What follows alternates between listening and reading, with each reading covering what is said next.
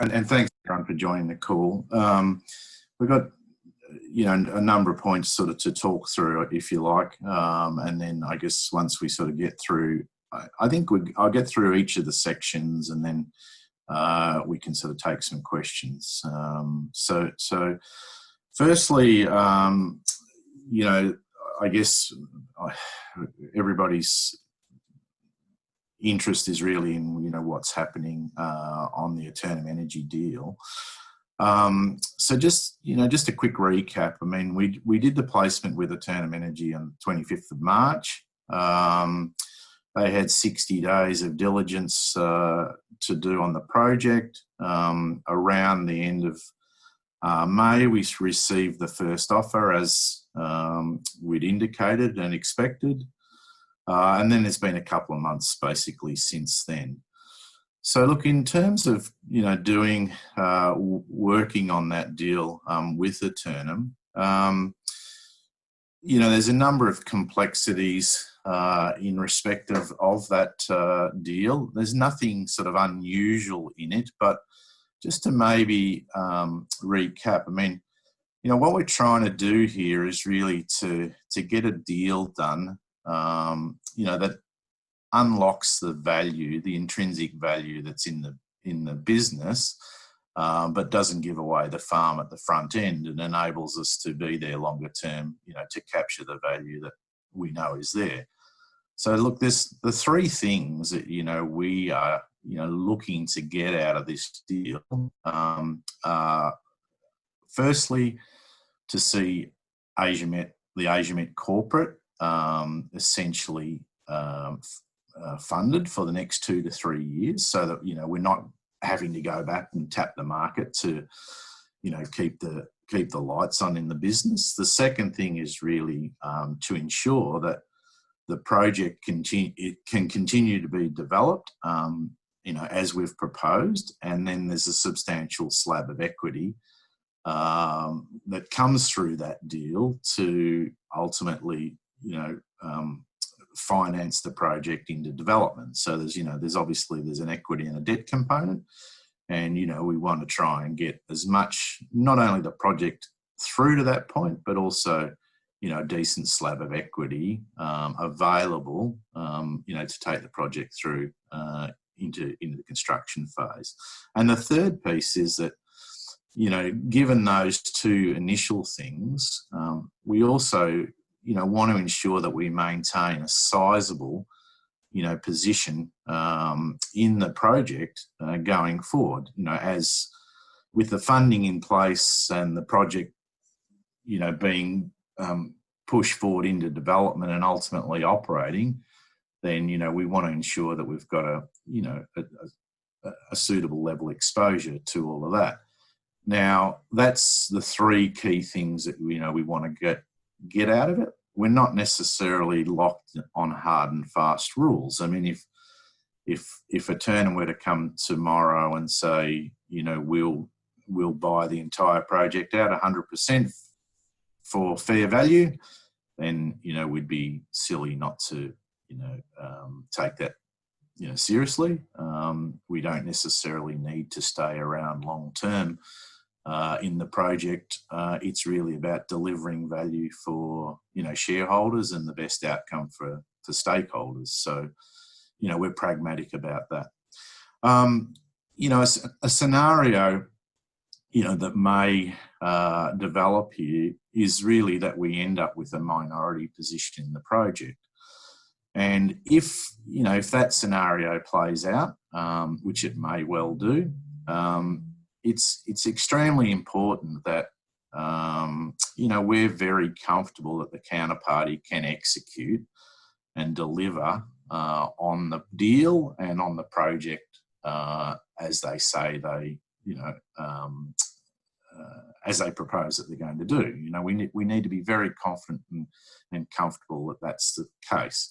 I mean, the future of the project, the future for the shareholders, the future for all stakeholders depends upon us being confident that they can execute. So as a consequence of that, as you would expect, there's a lot of Q&A diligence back and forward from our side in terms of, understanding all the different pieces of the proposal and, their ability to deliver on those. And that's not just, Aeturnum and its employees and principals, but also, we're talking to their legal counsel, their corporate advisors, their valuation, the people doing the valuation work for them, et cetera, et cetera. So, there's a whole range of, people that we're engaged with here. The next point I want to make is that, despite things that I hear that, that's falling apart and this and that and something else, I mean, it's the complete opposite that. The relationship that we've got with Aeturnum is extremely good. We're all on the same wavelength. We want to get a deal done. They're keen to get a deal done. We're keen to get a deal done. So, from that perspective, the engagement's very good. Myself and James are pretty much on the phone or on, Zoom calls like this, every day, every second day, to, either the principal or their advisors or all of them. So there's many important issues that we've got to work through. And, we're continuing to work through those. But far from the deal falling apart, we're actually closing the gap pretty significantly. And, we're certainly... we're all wanting to get a deal done. We just, from our perspective, we need to make sure that it's a good deal. And, a good deal is a deal that, I'm not going to do a 5-minute deal to satisfy an impatient market. I want to get a good deal done that essentially sets the company up for the future. And by setting the company up for the future, it enables us to daylight, the real value, the true value that we know is inside the business. And, we need to sort of get that recognised and daylighted, for the benefit of all shareholders. So, I'm not going to be,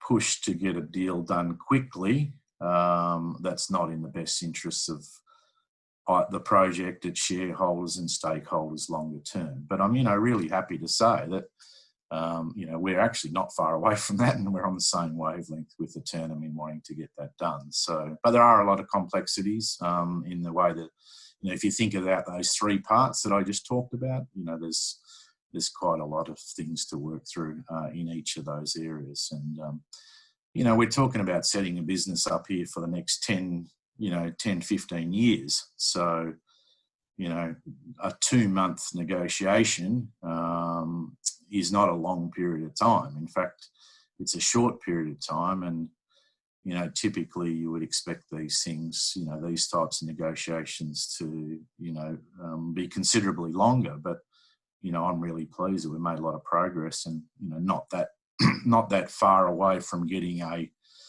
the broad framework of the deal sort of nutted out. And then obviously there's all the detail and documentation that sits behind that. One of the reasons I think, that people think maybe have, there's chatter in the market about, the deal might be falling apart and all this sort of thing, I think relates to, the news item related to Aeturnum and the scandal in Singapore involving, Chinese group Hontok and various others. Look, with all of these things in the media, there's perception and there's reality. I've had one-on-one discussions with the principal of Aeturnum about this issue. Obviously, it's a legal matter, and it's someone else's business, so I can't comment upon any of that. But all I can say is that Aeturnum have assured me that it'll be worked through, and it'll be worked through, as quickly and as satisfactorily as it can be. And from both Aeturnum themselves and their advisors, they don't see that it's going to impact on this, on the deal that we're discussing now. So that I can only take them on face value for that, but they've assured me that that there won't be, it will not impact the deal that we're talking about today. So that's sort of it in terms of where we're at with Aeturnum. I guess the next key point really is, and as you would expect, we're not putting all our eggs in one basket either. There's a very clear reason, and I'm not sure if people have noted, but we are not actually at the moment in exclusivity with Aeturnum, and why. You think, well, why wouldn't we be in exclusivity with Aeturnum given the discussions that are going on? And the reason for that is that, we can't put all our eggs in one basket. Ultimately, there's some serious negotiations going on. It's a relatively complex deal. And so, we need to continue to have other options available to us to take the sort of business forward. And, we're continuing engagement with other parties. And when I say that, other parties, who have expressed an interest in the past, we've had, as most people will know, and have heard me say, we've had significant interest from Chinese groups. Unfortunately, we had one Chinese group who we were very close, a very good group, close to getting a deal done with, and that was knocked out really by the onset of COVID.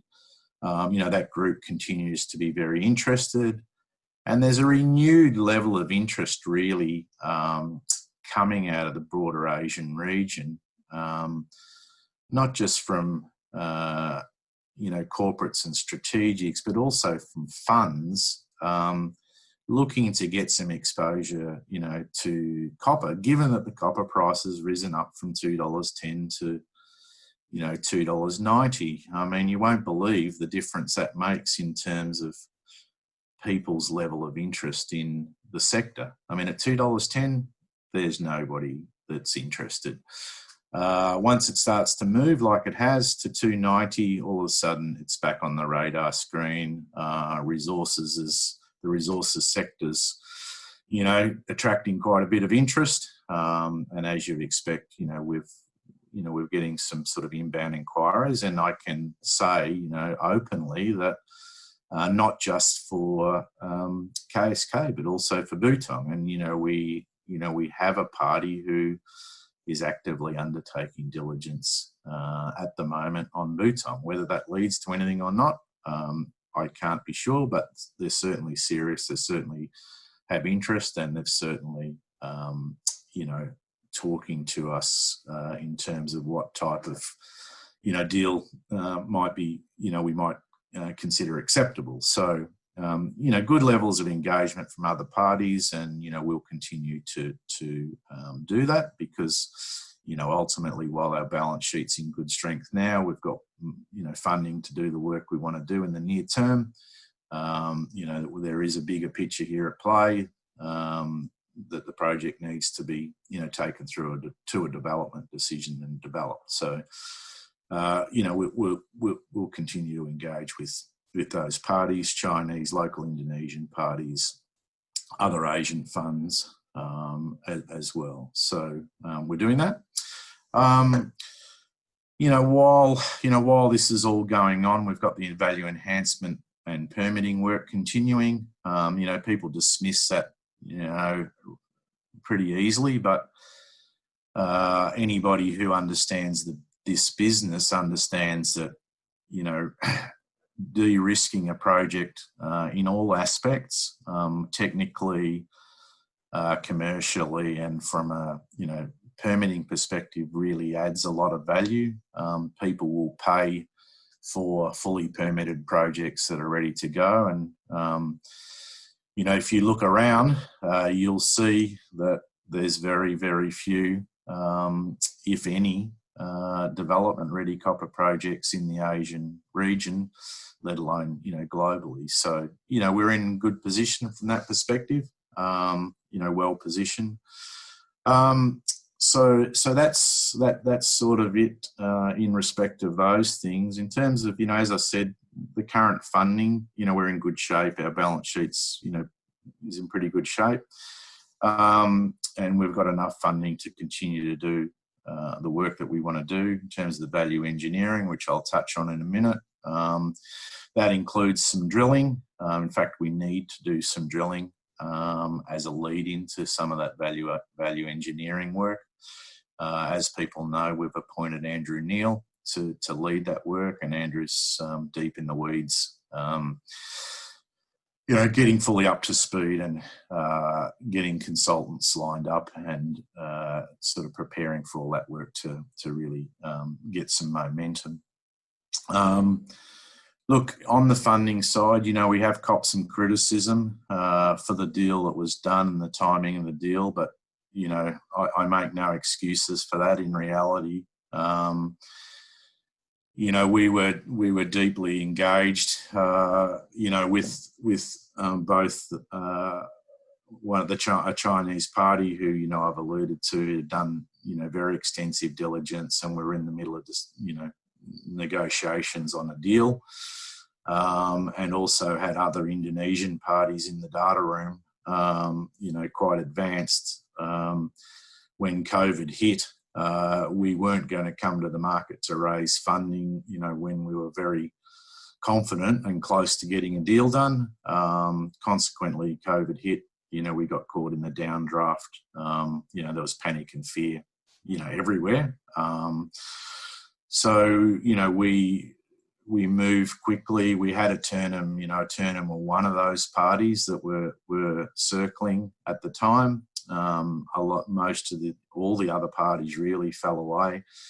Aeturnum, we were able to sort of get a deal done with Aeturnum, while the share price was, falling away pretty rapidly. We started talking to them earlier on. They were quite keen to invest at substantially higher levels, but the market fell away. We couldn't do much about that. And, we needed to shore up the balance sheet in what was a very, very difficult period. And, I sort of laugh when I see, comments made that, we've done ourselves a sweetheart deal and so on and so forth. Well, I would have liked to seen people stump up $600,000 their own money when that sharp sell-off was taking place in the market. There was nobody around to buy equity, and we had Aeturnum step up to the plate and do a deal, and we had myself, Bruce Shang, and step up and support the deal as well. So far from being criticised for that, I think it says a lot in terms of the way that we view the project, and we view the long-term sort of value equation that's in front of us. That's what we're focused on, and we were prepared to step up when it was required. So, that deal, not only did it shore up the balance sheet, but, it was also a deal, I think, that, it's going to create an opportunity for us to transform the business. So, that's, the things that we're sort of discussing, that we're working on with Aeturnum will be transformational for the business. I've no doubt about that. But we've just got to get the work done. And then I'll be able to hopefully announce what that looks like in due course. So that's it on really the funding at Aeturnum and the backdrop there. Look, on the feasibility study, I think there's just a couple of things that I just want to sort of highlight on, if you like. The feasibility study did take a long time, and I'm the first to sort of admit that. I do make the point, however, that we went straight from a PEA to a feasibility study. We didn't do the standard step in between, which was a pre-feasibility study. Pre-feasibility study typically takes 12 months and then 18 months for a bankable feasibility study. We're a small company. We got limited resources. We took a calculated risk to do that.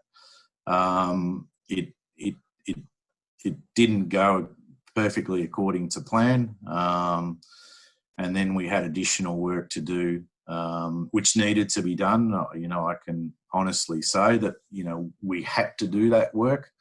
It didn't make any sense whatsoever to put out the feasibility study without doing that additional work. And so, we went and did the additional work. It did take us, a lot longer than I probably would have liked. It wasn't for lack of pushing and pulling and driving it as hard as we could, but ultimately, it took us, we were 15 months for the initial work, and then somewhere in the order of 9 months, for the second piece of work, which, in an overall sense, takes us to 24 months, which is, what I was saying before. It was about 30 months for a pre-feasibility and a feasibility if we were to do that standard route. So it was shorter than that, but in the context of, where we got to and where we needed to get to, it did take us too long.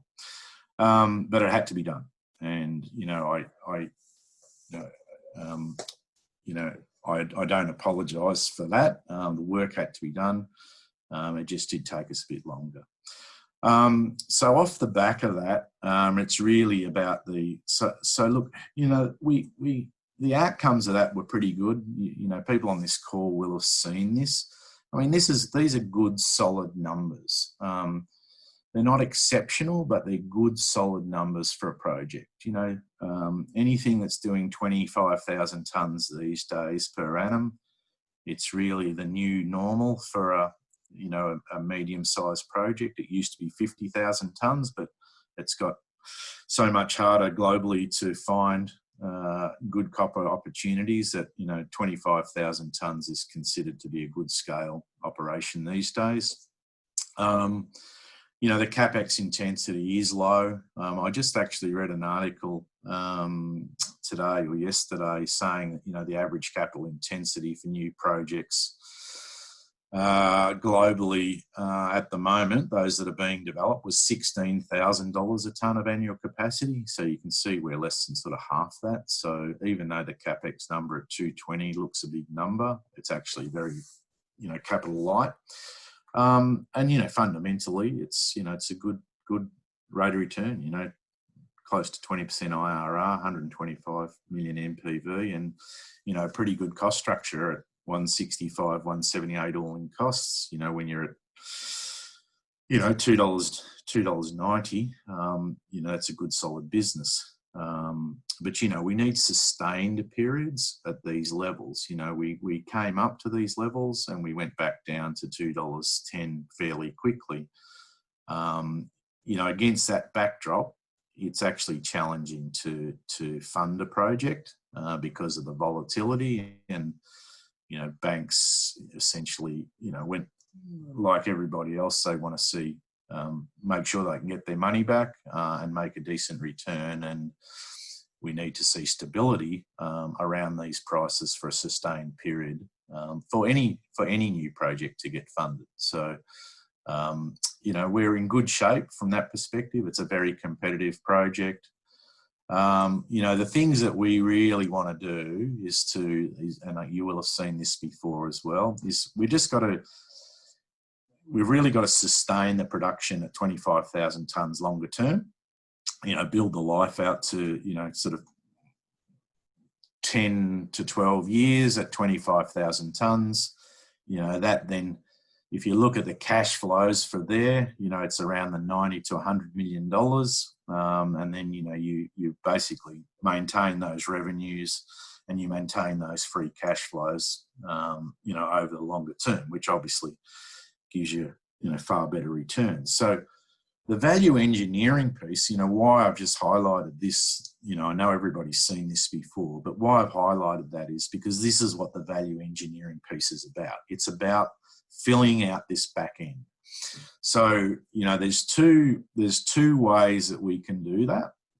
Well, the first is really the exploration upside, and I that's an obvious way. Find more resources that actually pushes the mine plan out. But the other way is through the value enhancement exercise. And one of the things that we're looking at now is in the value engineering work is, and as I said, we've got Andrew on board. He's from a process engineering background. And we're looking at the flow sheet that we've got, that we put together for the feasibility study. And we're revisiting that flow sheet and looking at perhaps a different way of sort of taking that flow sheet forward, in that rather than digging up the ore, putting it on a heap and then leaching it on the heap, we actually put it through a flotation circuit at the front end to produce a flotation concentrate. That very significantly reduces the volume of material that you process. And then we essentially leach that copper in a tank situation. We extract the copper, and there's the potential to also capture a pyrite concentrate from that. And pyrite has, significant value as a saleable product as well in the Asian region for production of acid. So, you burn pyrite in an acid plant to produce sulfuric acid, and sulfuric acid is used very extensively in the nickel industry, and Indonesia has a large nickel industry. And they're short of acid, there's a shortage of acid in the region. So by looking at a flotation circuit, it does a number of things. It reduces volume, potentially produces a valuable byproduct.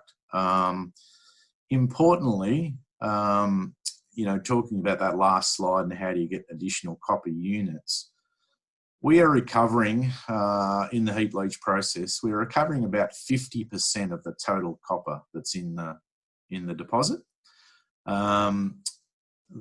Through this process, there's a potential to capture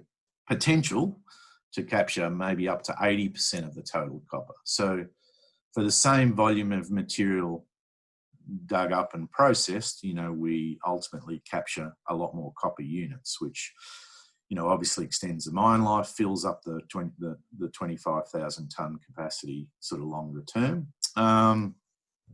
It also, reduces the footprint in terms of, there's obviously a very large area that's taken up by heap leach pads. So reduces the environmental footprint, reduces the footprint for water management.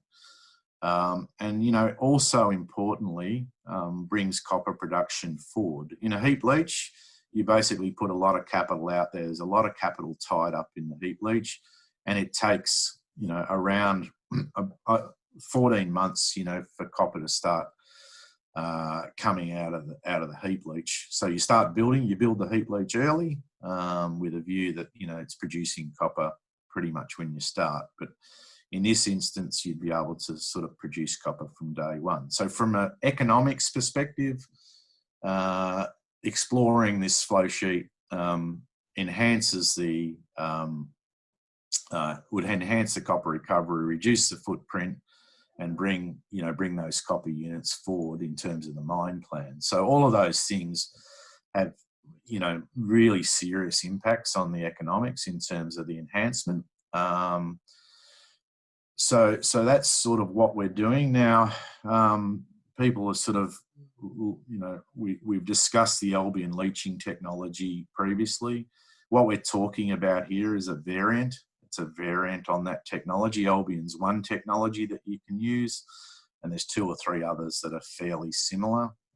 So, we're looking at those different options. And then there's a number of other things, obviously there that, we've talked about that, need further work. And Andrew's sort of got that work underway. He's got some top class consultants working on ready to work on the flow sheet.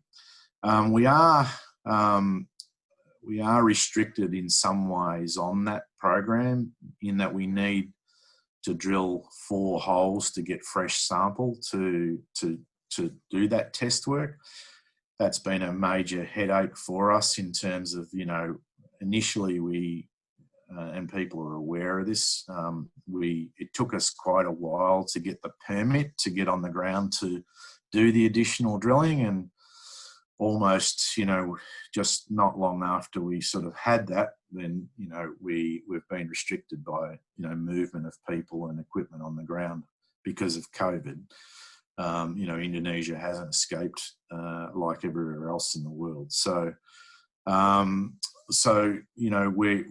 all ready to go. We've got people ready to go. We need to get fresh sample to do that. You can't do test work on age sample. It just gives false results. So we need to do that, and we'll do that as soon as we possibly can.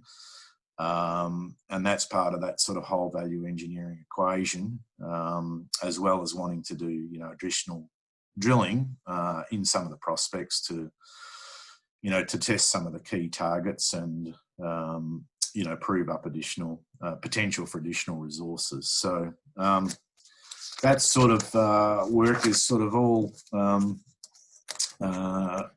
in progress.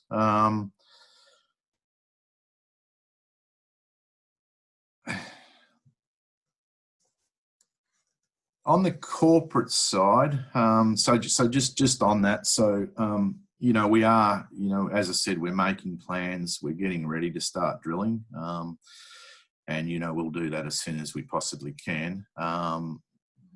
We're confident that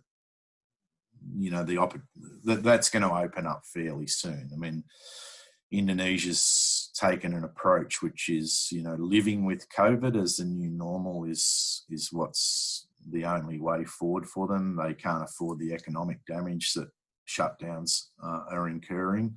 So it's gradually opening up and people are able to move. So we don't think we're very far away from actually being able to mobilise the rigs to the site and start the work. So we brought all the drillers back online. They were off on extended leave. We brought them back online. They're just getting all the equipment ready to go, so that the day that we're able to move, we will. On the corporate side, so just a few comments on that.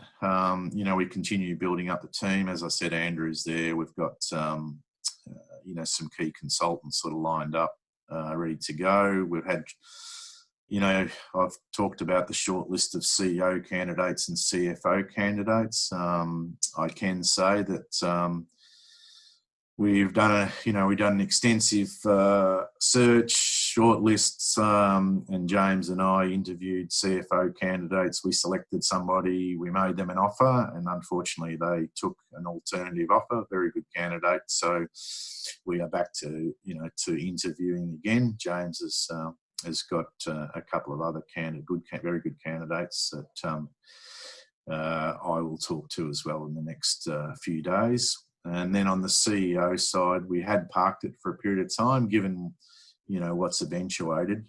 It didn't make a lot of sense for us to take on a new CEO.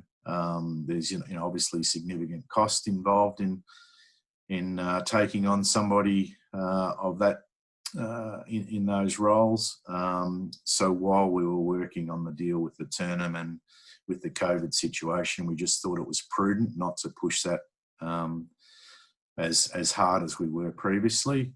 We do have some good candidates who are in the wings, and I did speak to one of them today. Just had a conversation, about where he was at and availability and so on and so forth. So we continue to keep that warm, but there's not a great sense of urgency about needing to get that done right now. I guess a couple of other things that I just like to mention is that I'm looking to get a resource on board, and I've got somebody that that I know well, who's London based, and has a strong mining finance and mining company, business development,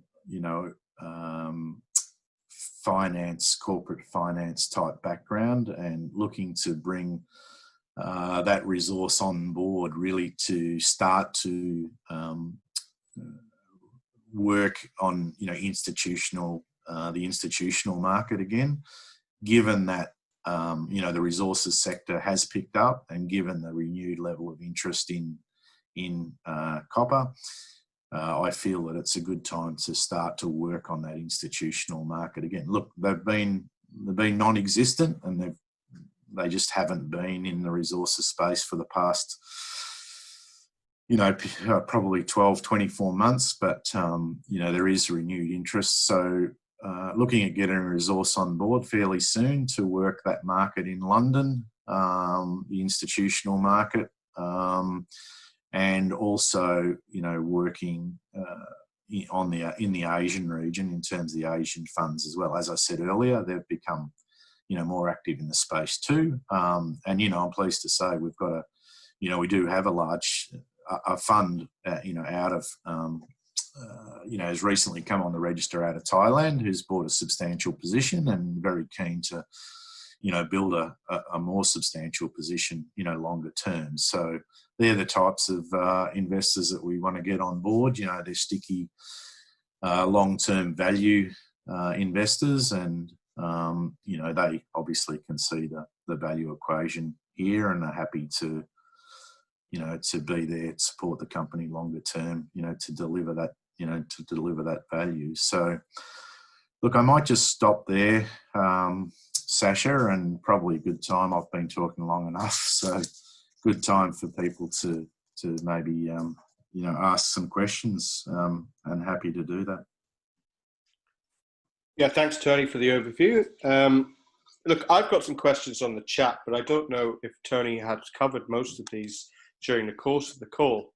So potentially, I think maybe hand over to the floor first. I don't know if Ben Briscoe or John Baker, certainly Phil Wilson had some questions as well. If one of you might want to unmute yourself, and feel free to ask. Hi, Sasha. It's Ben here. Hi, Ben. Hi. Thanks to you and Tony for setting this up. Just a couple of things from me.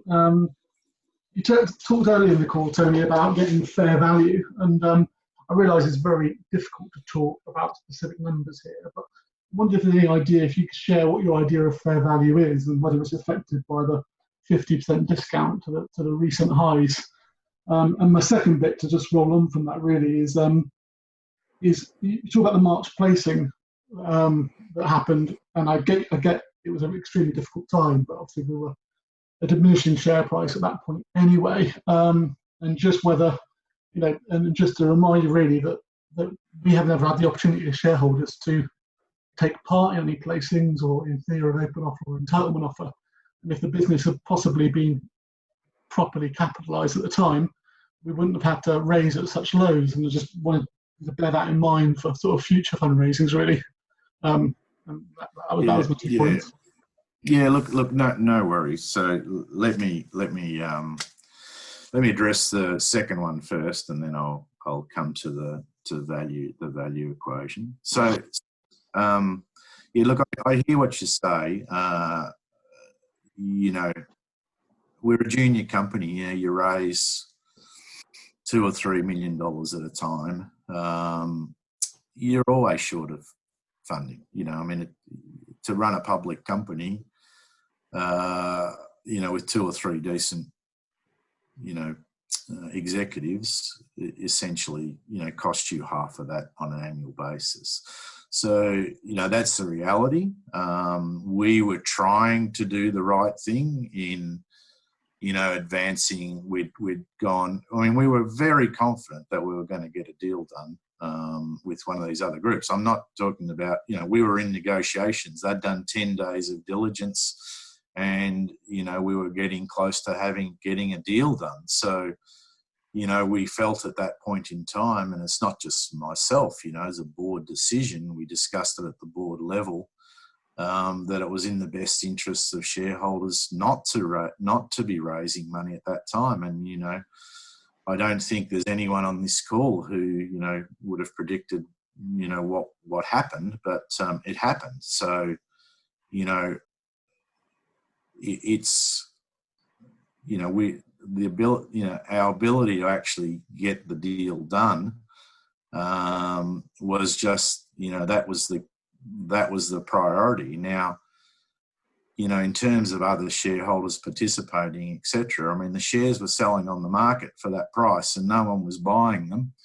And, I get a little frustrated with this because I've investigated a number of times, things like shareholder purchase plans and things like that, which I here in Australia are very commonplace and I like. But in the UK market, it's just almost impossible to get the brokers to, you just don't see those things happening. It's almost impossible to get the brokers to support you in doing a deal like that. And I can honestly tell you, I mean, the brokers were running for cover at that time. So, they weren't going to do anything. We did it ourselves. So, that was the situation. And look, I don't like that situation myself. I mean, it was a very stressful time for me too. And, but that was where we found ourselves and, we got through it. And I think we got a deal that, as I said, I'm, quite confident that ultimately will create a lot more value than what we had to give up to get that deal done at the time. I understand that there's, some mechanisms now which enable retail shareholders to participate. And I've actually just this week, I've asked Sasha to sort of investigate some of these things. People have reached out to us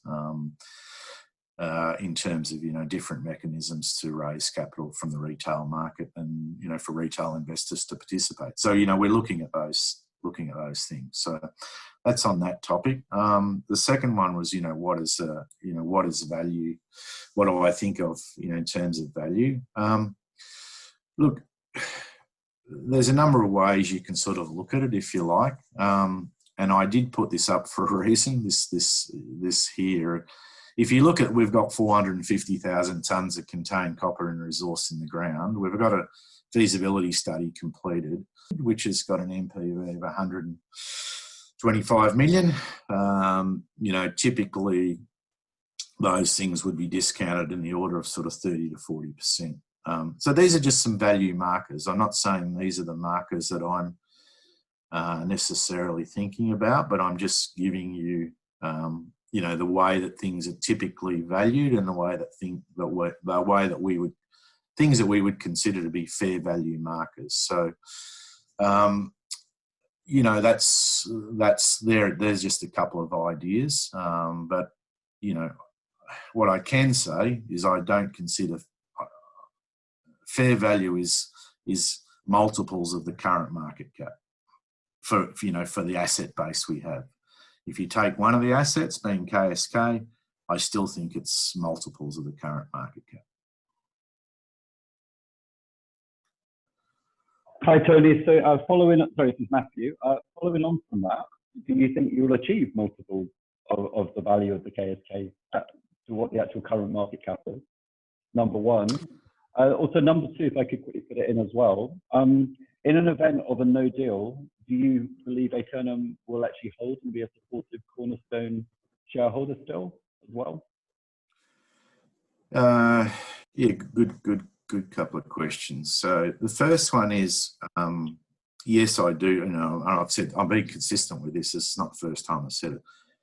We will get multiples of the current market cap. Now, I'm not saying we're going to get multiples of the current market cap at the front end of the deal. What I'm saying is, that I believe we'll get multiples of the current market cap by doing a good deal, the right deal, which allows us to essentially unlock the value of the assets. So that's the way that I'm thinking about that. Yes, I do believe that. We'll get multiples as long as the deal's structured the right way and, you know, enables us to achieve those things that I've outlined we need to achieve. You know, the project, you know, has to be funded, you know, through to the point where it's production ready. You know, we need to have a substantial lick of equity accounted for through that deal.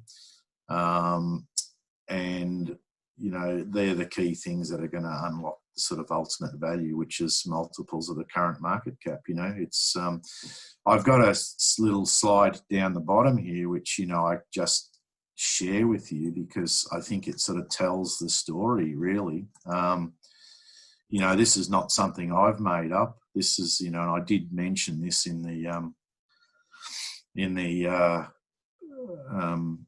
AGM presentation, but you know, this is a, you know, classical curve for the development of a mineral discovery, and you know, we made, you know, the BKM discovery. We drilled it out a couple of years, feasibility study here, 2 to 3 year period.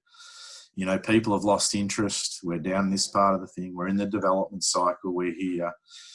You know, we're starting to get some institutional type, you know, interest in us. The first movers, the strategics are interested because they're the ones who move ahead of the game when the copper price rises. So, you know, there's nothing unusual about the trajectory that we've been on. Unfortunately, that's just, you know, how it plays out. You know, what you try to do is to sort of jump this gap across here, you know, if you possibly can. But, you know, we've had a period of time where the commodities prices have you know, pulled back pretty significantly. And, you know, we've sort of been in a period where, you know, we're between the feasibility and development, and, you know, we've been caught in this sort of part of the cycle. And, you know, the risks are sort of clear here. You know, fluctuating commodity price risk is one that we've been caught up in, you know, which impacts funding, you know, funding risk, which we've been caught up with, you know, and the technical exploration risk, I think we've got, you know, adequately covered. So, you know, I'm not making any excuses whatsoever. I'm just sort of pointing out that, you know, our development path is not unusual. And, you know, it's really, you know, from here as to, you know, what we want to try and do, obviously, is to give away as little as we can, you know, to get ourselves up here as quickly as we can. So, you know, that's what we're looking to do through the deal with Aeturnum. And that's, by the way, you know, is the opportunity that Aeturnum recognises itself. You know, it's there for this. So that sort of partly answers your second part of the question, in that, you know, Aeturnum are there for this piece. And look, in terms of their shareholding longer term, you know, as you would expect, it's not a discussion point at this point in time. I mean, they're a strategic shareholder in the company. They've just come onto the register where, you know, we're working together very well to strike a deal to, you know, take the project and the business forward. You know, them selling their 19.9% or thinking about it is really just not something that's you know, enters the agenda, or nor should it at this particular point in time. So that's probably all I can comment on that now. Hi Tony, it's Paul. In terms of timelines, I understand it's a complex deal. You touched on it a couple of times. Do you have any idea or any kind of best guesstimate of when you think a deal will be completed? And do you expect it to be a kind of heads of terms in the first instance and able to update the market, or would you update the market on conclusion of the full deal? Look,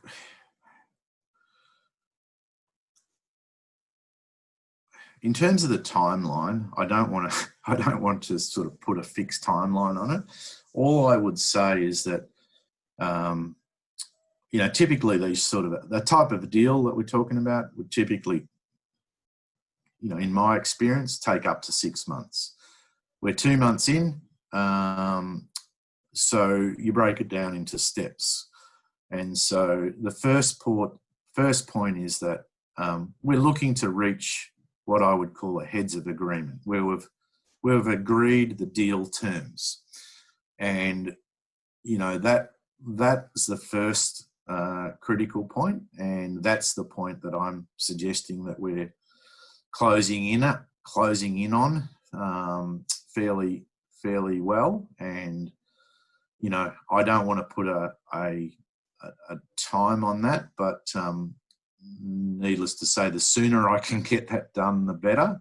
And, you know, we can announce that heads of agreement to the market. Obviously, given the market and given the market sentiment and, you know, everybody's focus on this deal with AE, you know, I understand, you know, better than anybody that it's critical to, you know, give the market some surety that the deal's going to get done. Now, you know, part of doing these calls is to, you know, I guess convey my sort of confidence, you know, around, you know, what we're doing and our confidence around getting it done. So, look, we're looking to do that as quickly as we possibly can, and then after that, really, you know, completion is a lot of, you know, it's a lot of legal documentation, and that can take its own time. I mean, I think from a market perspective, people just want to know that there's a deal secured, and, you know, we'll look to get that out as soon as we possibly can. I really can't say much more than that, but other than to say that we're pretty well advanced.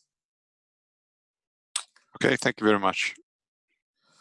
And Tony, sorry, on that note, are we right in assuming that all options are still on the table? A minority stake, a majority stake, takeover, no deal, is everything still in play potentially? Or have we zoomed in a little bit? No, we're definitely zoomed in, as you would expect. I mean, we've been negotiating for 2 months, and, you know, we're definitely zooming in. And that's why I say, you know, we feel pretty confident that a deal will get done, because we don't have a big gap between where we were when we started and where we are now. We're actually getting fairly close. So look, that we are closing in on that. And, you know, I did outline at the start, and I have outlined publicly, you know, in the AGM and other forums that, you know, there was the 3 key things that I outlined earlier on this call that we were looking to achieve. And obviously that's been the focus of the negotiations, and, you know, that continues to be the focus of the negotiations. So it's just around bringing all of that to a conclusion. But as I said, and I just want to emphasise the point, you know, we can reach a deal structure that sort of meets all the criteria, but we ourselves need to be very confident that if we're going to, you know, when we're going to partner up with somebody to deliver a substantial portion of the value over the longer term through the project execution and development, then we have to be confident that that partner, you know, has the ability, capability to deliver, because, you know, ultimately we're going to be depending upon, you know, to a large degree upon their ability to do that. So, you know, we've got to, you know, we're doing a lot of sort of our own diligence, not necessarily around the company Aeturnum per se, but around, you know, all the things that are proposed in respect of the deal and whether they're deliverable. And, you know, that involves, you know, financings and, you know, equity financings and debt financings and, you know, various other pieces of a puzzle. So we just got to be confident of that. So, you know, we're getting close on deal structure. We need to just make sure that we're, you know, fully confident on the ability to deliver on that deal structure. Should the deal go go through. So I hope that answers the question in a roundabout way. So it sounds like you're saying majority state would be more likely. That sounds to me, but obviously you might not be able to confirm. No, look, I can't confirm that at the moment. Sure. Okay. I mean, I did say at the start, I did say that we may, one scenario is we end up with a minority, and that is a scenario. So, it's, part of the negotiations is around all of that, as you would appreciate. There's, every deal, there's, okay, well, what's up front versus what you get down the back, and there's different pieces of the puzzle, and degree of certainty and value. So, we're just trying to thrash around all those things to get to a point that, we're all comfortable with. Look, one of the things I can say about, Aeturnum is that, Aeturnum is looking for a long-term partnership with ourselves. It's not like they necessarily want to take the asset and then go and do their own thing. They are looking to develop a long-term partnership with, with us, with our key people, with our stakeholders. So, that's another positive, in actually, working with Aeturnum. They are looking for a true long-term partnership, whereas some of the other groups were more interested in wanting to take control, and where we would have had, the ability to input very little. Here we'll still have, irrespective of whether it's a majority or minority position, we'll have a fairly substantial influence in the way things are done and taken forward.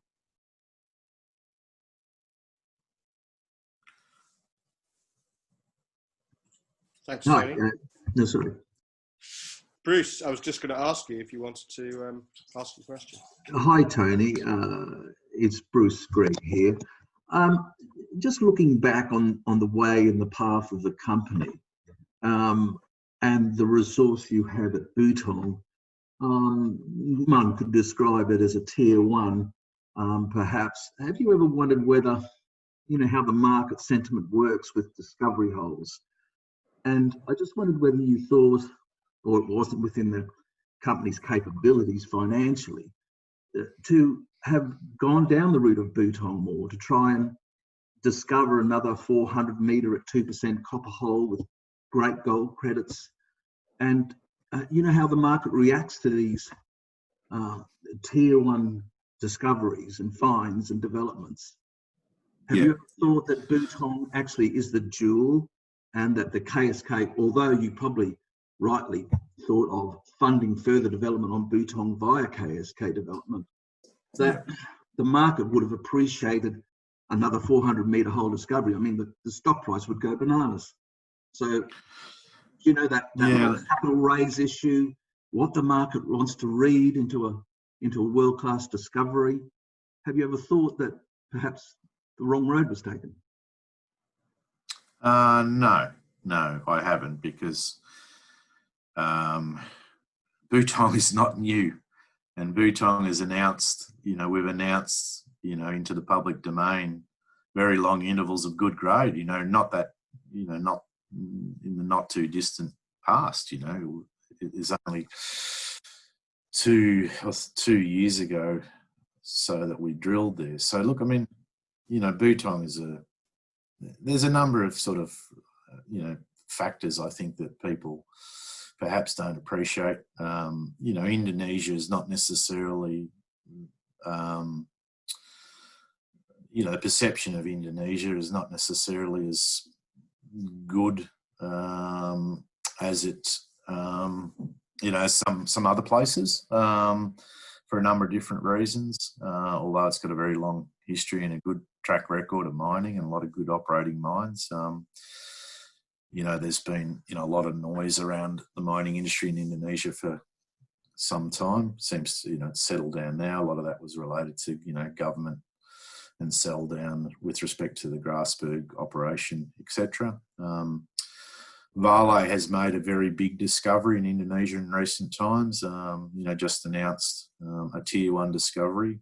So that's very positive. I think the answer to the question is at this particular point in this cycle, I don't think it would make a lot of difference because we have a resource, we have known tonnes and grade. I think when the copper market really gets going, it's not really going yet, but if the copper market gets going, say like the gold market is going now, then absolutely, you know, we would go and drill at Beutong. You know, I think we would get bang for our buck. You know, I mean, your points are well made, and they're not, you know, they've been things that we've considered very, you know, in the past seriously. And in fact, we had, you know, an advisory, corporate advisory group, NRG, who were the ones who advised Newcrest into SolGold in Ecuador, and you know, they were suggesting the same things to us, and we did go and drill holes at that time, but you know, we didn't get the traction that we, you know, probably thought we deserved. Predominantly, I think, because of the noise around Indonesia at that particular time. But I think in terms of daylighting, you know, when I say daylighting, it's just bringing Beutong to the fore so that it's more widely known and appreciated in the market. I think, you know, we will do that, but we'll do that, you know, we'll do that when the market is, I think, a bit more buoyant than it is today. I just don't think we'd get the reward for the work today. You know, and Beutong's, you know, also as in, you know,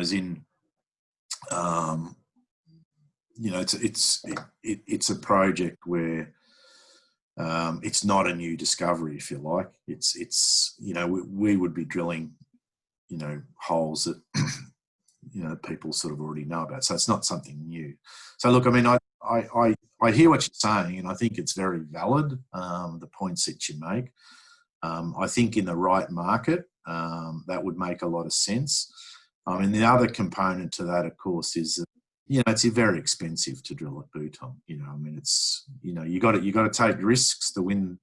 I appreciate that, but when you weigh it all up, those things that I just talked about, and you know, $300,000-400,000 a hole, you know, when you're raising, you know, $3 million at a time, it doesn't give you bullets. Yeah, it's a JV one, really, isn't it? Yeah, that's right. It is, and that's really a big boy on board for X percentage per kilometres drilled type of project, I guess. Yeah, and look, that's been our, you know, that's sort of where we've got to as well. I mean, we've got some, I've got those deeper targets at Beutong which really need to be drilled. I mean, they're seriously good targets, but you know, they're 1,500 metre, 2,000 metre holes, and you know, that's the domain of, you know, essentially, it's a deep-pocketed domain to be able to do that. So look, at the right time, you know, I think, you know, I don't want to delve into the past, but, you know, we have had major companies negotiating a joint venture agreement with us on Beutong at one stage. So, you know, definitively it is an asset that attracts, you know, sort of, you know, top quality investors at the right time of the cycle. Are you surprised that you haven't, given the state of that market that you're describing, that you describe it, surprised that there's actually not more offers happening now for it, seeing the scale of it, and that prices are a little bit depressed, as is your, you know, share price. So I'm a little bit surprised, considering the asset class and quality already, that more majors aren't knocking on your door on that one. But you know, yeah, look, the majors, you know, the majors are not particularly active in Indonesia. You know, I think they're very, that's the right word. I mean, the majors are still being very conservative about exploration and where they're exploring. So, you know, we don't see them very active in Indonesia. I mean, same way. I mean, there's a true world-class asset. You know, there's a number of true world-class assets in Indonesia. They're not that active there. not that active in, they're not active in Mongolia. They're not they're not active in Congo. They're not active in Zambia. So, it's not just sort of where we are. But to your point, the Chinese group that I referred to that did a lot of diligence work and were very close to a deal, their primary interest was in Beutong. Because, they seen the opportunity, big copper gold deposit, near the coast. And that was really the thing that was a major interest. And look, when I talk, Bruce Sheng, who's on the board, and, Bruce, I can credit that he's the one who brought that particular investor to the table. He's pretty clear that it's Beutong, which is the thing that's attractive to those larger players in China. Now, they've been shut down for a period of time, as you know, with the geopolitical tensions globally. They're sort of getting back on track and starting to get active again. I would see interest coming, for Beutong from that market. From the Asian market will be the lead. China and locally Indonesia as well, as I alluded to. We've got actually a local party who are keen to take a good look at it as well. Thanks, Tony.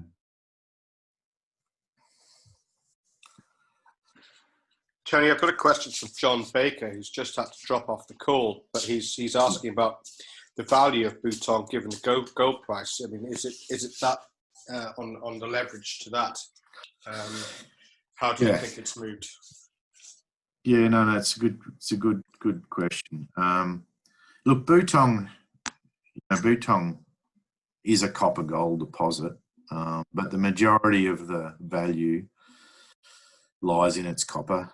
And the gold is essentially a credit. So it's not viewed, as a as a gold, as a gold opportunity. It's more viewed as a copper asset. And it's not, that's not peculiar to Beutong or us, that's sort of globally, I've a number of situations that I'm sort of, across globally where they're copper gold deposits similar to what we've got, and they haven't moved in the current gold market because they're viewed essentially as copper assets with a gold credit.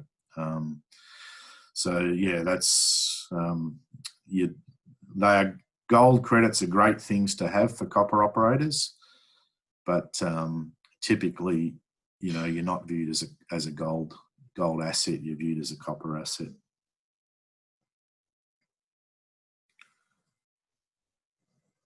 Thanks, Tony. Any more questions from the floor? Is everyone able to unmute if they need to ask a question?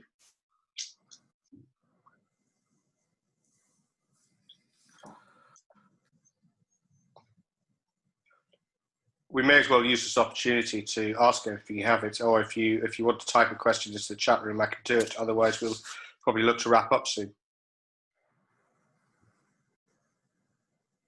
Just a quick question, Tony, another one. In terms of news flow, we had the feasibility study, I think, was it last June, 14 months ago? I know obviously there's lots of reasons the news flow hasn't been so much in that time since then. Are there plans to try and not ramp up news flow, but try and have more market connections and try and boost the story a little bit more in the coming months, possibly? Yeah, look, obviously as the activity ramps up with the value engineering work, that Andrew's sort of undertaking, there's obviously, there's news flow from that technical work. We're continuing with all the, permitting corporate stuff. So there'll be, news flow related to that. And obviously, if there's a deal done with Aeturnum, there's news related to that as well. So look, the answer in simple terms is, yes, you would expect we've come through a period where for one reason or another, it's been fairly subdued. And, you're sort of damned if you do and you're damned if you don't. You put out, news and, you know, people say, well, you're just rehashing the same old things. Whereas we try to put out stuff that, you know, when we do put out something that has some substance and it's sort of meaningful in terms of progress. As you'd appreciate, it's, you know, it's only a small team, and, you know, every news item takes a bit of work. Well, it takes a day of work, essentially, by the time you put it together and go to the Nomad and various other things. So we try to make it as meaningful and as impactful as we can. But look, I am cognizant that, you know, the AIM market, like no other market that I'm involved in, you know, just constantly needs to be fed news. And, you know, we'll try to do as much of that as we possibly can. And not just sort of news like that, but, you know, we're trying to, as I said, you know, we're trying to get a resource on to work the institutional market, trying to get a resource on to work the, you know, the Asian investment market as well. And, you know, we'll try to, you know, have, you know, get as much consistent news out as we possibly can. Sometimes it's hard to, you know, the market's always looking for news, but, you know, there's only certain things we can say. I mean, you know, we're under confidentiality agreements and various other things. So look, we try to do as much as we can, is the answer. Can we do more? Yes, is the answer. And, you know, we're trying to do more. Thanks, Ivan. Just conscious that we haven't had any of the people who dialed in by phone ask any questions. I want to try and wrap up now because it's getting late for Tony as well. I'm sure he's looking forward to his dinner. To unmute by audio, if you've just dialed my phone, it's *6, I believe. So if we have any questions from those who dialed in by phone, please dial in now. *6.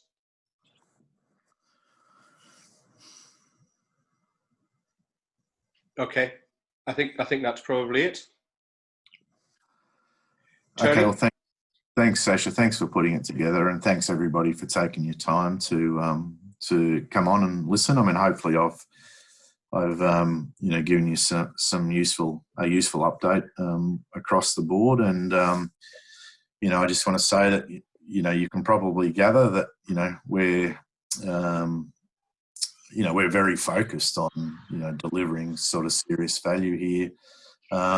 You know, over the course, you know, I appreciate that, you know, it's been a, you know, substantial period of time, but, you know, as you can see from the, you know, the life cycle that I've put up, it's not unusual, you know, what, you know, the timelines and, you know, the cycle that, you know, where we are and what we're going through. So, you know, having been in the business 35 years, I understand this extremely well. And, you know, we're just as focused as we've ever been, whether the share price is at, you know, 10p or 2p,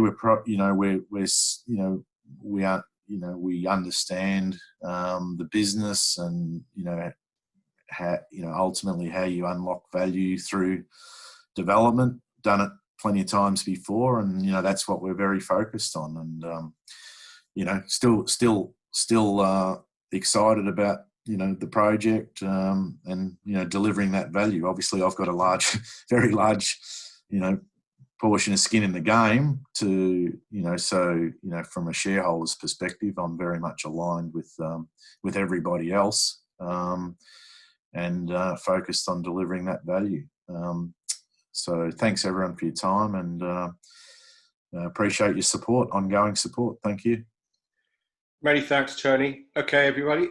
Tony, enjoy your evening, and I'm going to try and get a recording of this call up on the website at some point soon. Thanks, then. Cheers. Bye-bye. All right. Good on you. Thanks, Sasha. Thanks, everyone. Bye-bye.